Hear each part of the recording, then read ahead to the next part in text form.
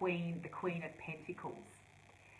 And in the past, when I have read this card in readings, I think I've been a little bit too superficial. I don't think I have gone deep enough with this card. So when I pulled the card for the reading, for the 3-card reading, I thought, oh, this is good. I'm going to get to know her more deeply. And you can see here the image of her. She's got a really full figure. She's full-figured, and she's holding some grapes.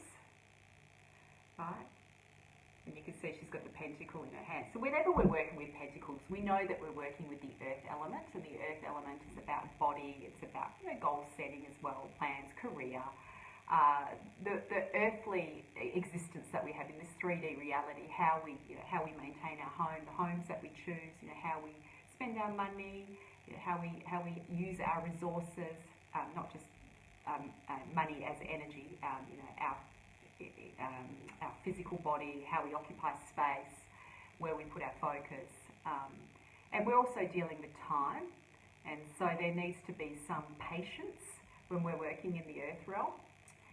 So, and you can see here Pentacles, so it is about money as well, about money being energy, how we use money to take care of ourselves. So this is a queen, obviously, you can see here, the Queen of Pentacles, and her name is Queen Omphale.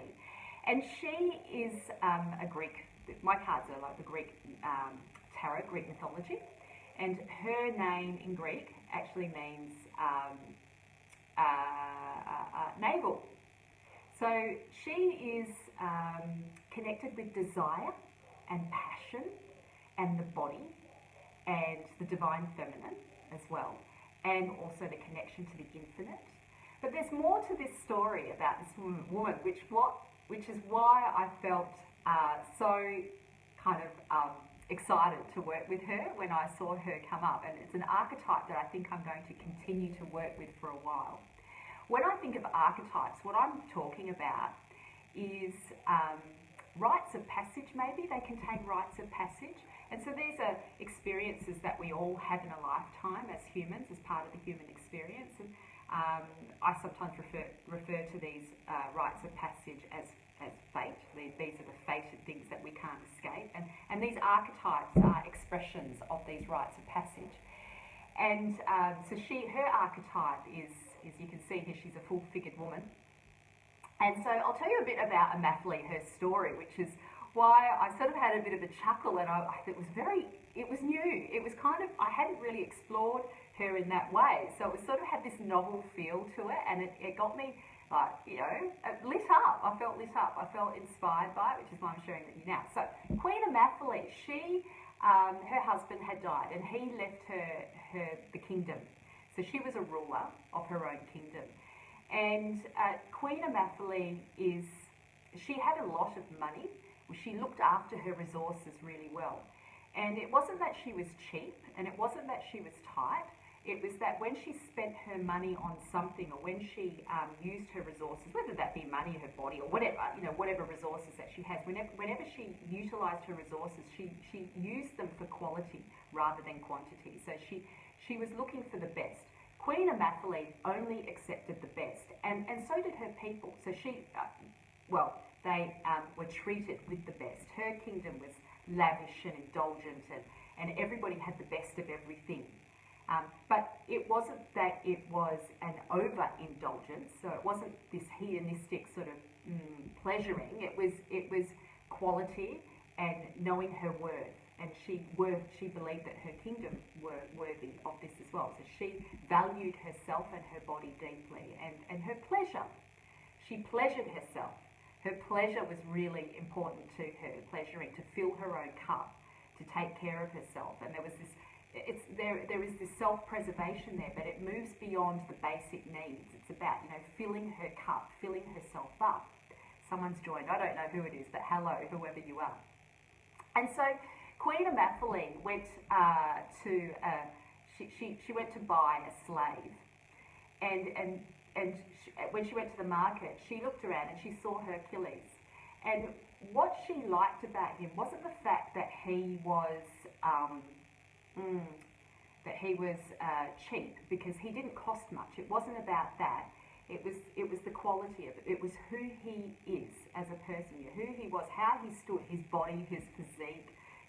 She thought he was hot, right? And she chose him. She would have paid whatever. She would have paid whatever. But he happened to be inexpensive, so she took him.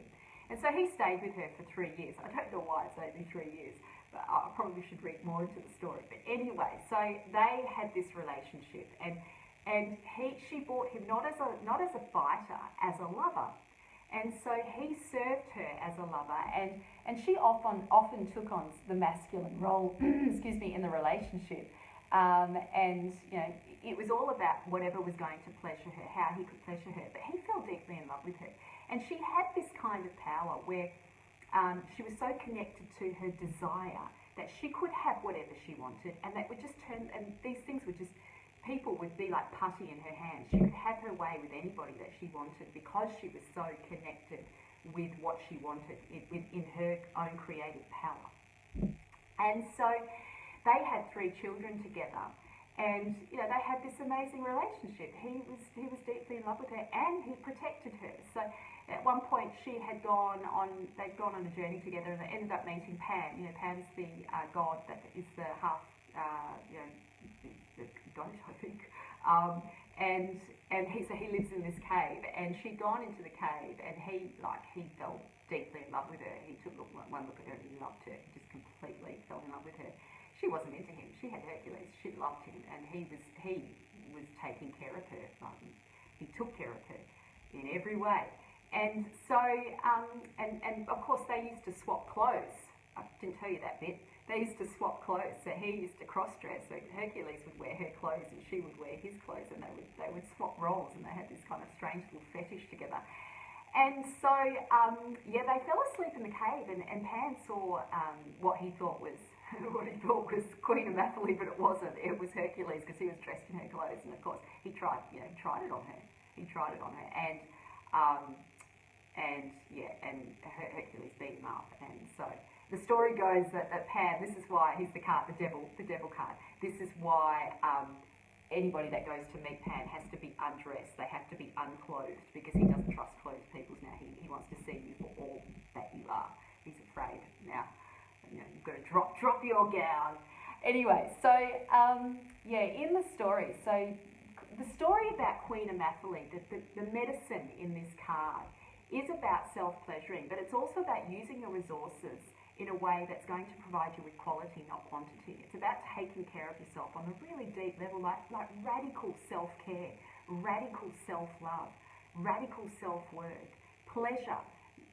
Spending time pleasuring your life, not just erotically. She does it on all levels, erotically, and also just feeding herself really good food, choosing the best clothes that are going to last. I'm not talking about the prettiest, probably pretty as well, I don't know, but she chooses the quality over quantity, and it's not about price. She doesn't look at how much things are.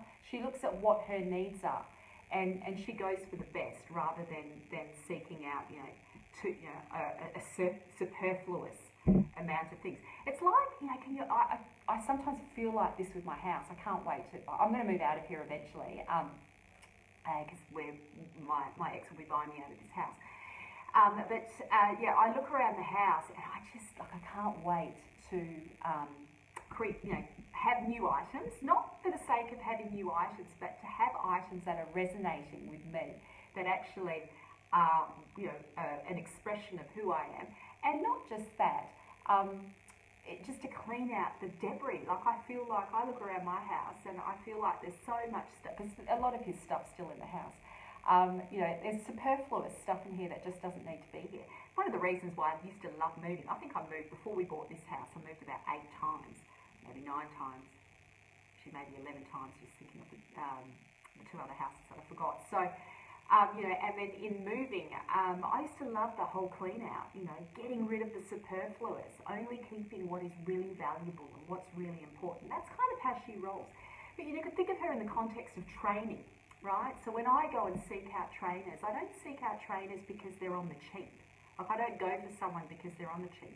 Although in saying that, One of my favourite places that I like to go to is the Buddhist temple in Nolamara, which is around the corner from me. It's not far from me. I like to go there because I get quality teachings from Ajahn Brahm. He's amazing. I love him, and I love the energy in that place, and it's free. However, I also pay for, you know, my narrative teacher, who's not free. You know, I pay a bit of money to have my training with him, and I do that because he's quality. Like, he's really good. He's the best in Australia, well, at least in Perth. I think he's the best in Australia. I don't, you know.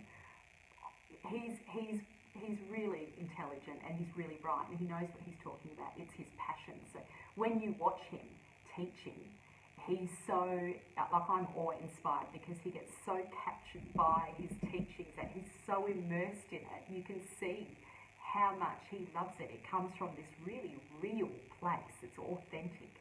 It's, you know, he's plugged into his passion, his desire, what he loves the most, and it comes from this genius zone. And so I love working with him. You know, and so I've paid for mentors that have been, you know, I still do, you know, that have been, you know, a fair amount of money. Like, I pay a lot, but I'm not paying for them because they're expensive or they're high end. I pay for them because of what they have to offer, the quality of what they have to offer.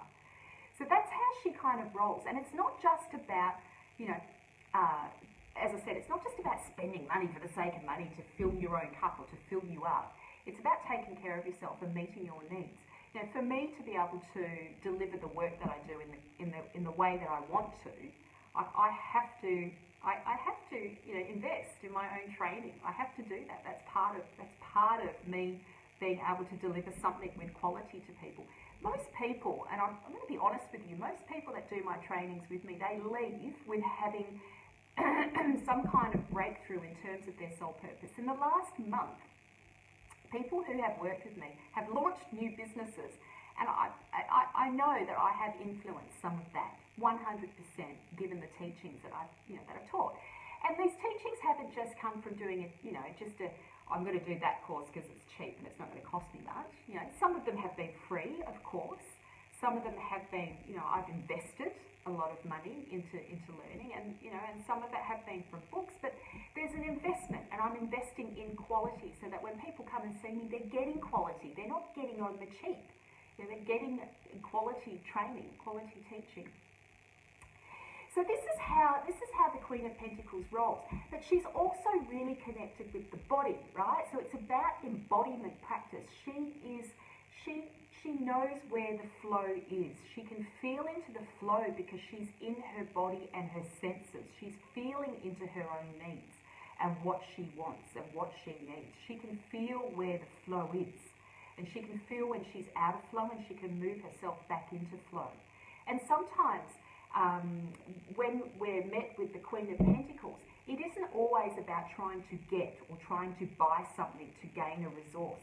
Sometimes the Queen of Pentacles is simply about, you know, resting, getting enough sleep, looking after your body in that way, you know, going out into nature, meeting your physical needs, and whatever pleasures you, what makes you feel good. Like me talking on here and sharing her with you is pleasurable for me. I love her, and I love my cards. And so for me, this isn't hard work doing this. I find pleasure in doing this. It's fun to me being able to share this. And I hope you get something out of it. You know, even if you don't, I'm getting a lot out of this as I'm sharing this medicine with you. I'm reconnecting with her archetype. I'm waking her up within me, her archetype.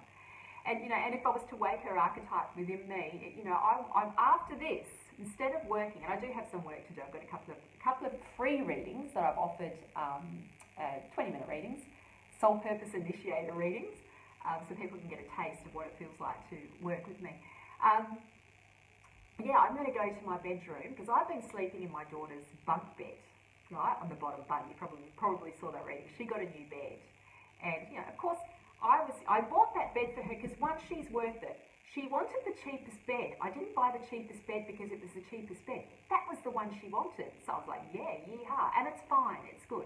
And, you know, lo and behold, the mattress that she wants to sleep on is the cheap mattress. I've got a foam mattress that I bought for her friends. And, you know, for sleepovers, you know, just because it's only one night. But it's actually not that bad. I climbed up on there because she wanted that mattress. I climbed up on the top and I felt it. I was like, actually, it's fine. And for her little body, it's fine. And so, and I bought this really expensive mattress for her. I got it half price, and it wasn't, I would have bought her good quality anyway. It just happened to be half price. I was like, yes, win. And guess who's sleeping on it? Me, right? I get to sleep on this really beautiful mattress because I don't have a good quality mattress on my bed at the moment. I will. Yeah. So I want to, so that's been nice. I've been sleeping on this beautiful mattress and it's really comfortable. But yeah, after this, I'm going to go offline and I'm going to go and sort out my room and get that all beautiful and make this beautiful sanctuary for me, create my space again so I get to be the queen in my own bedroom again, you know. So I've got my own space again, which will be really nice. So I can watch movies at night and read my books, have my light on, you know, which I can't do when I'm in the room with her because it will wake her up. Yeah, so that's what I'm going to do after this and have a nice Earl Grey tea. That's my other pleasuring at the moment, Earl Grey tea. So that's it from me. I wanted to stop by and share this card. There's so much more in this card, so much medicine in this card that I could share, but I don't want to take too much of your time. I think you got the sense of it. Quality over quantity.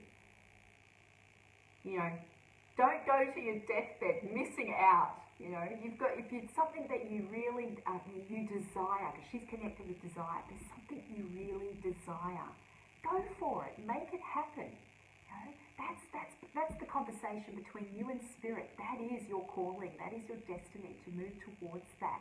It's a sacred path. And it's not just about lust. You know, desire comes from a deeper place than just lusting for something, or, you know, so often, sometimes when I think of lust, I think of like the quick orgasm, just the quickie, you know, you're not really sort of taking in the pleasure of making love in that moment. You know, desire is connected with heart as well. It's that heart connection.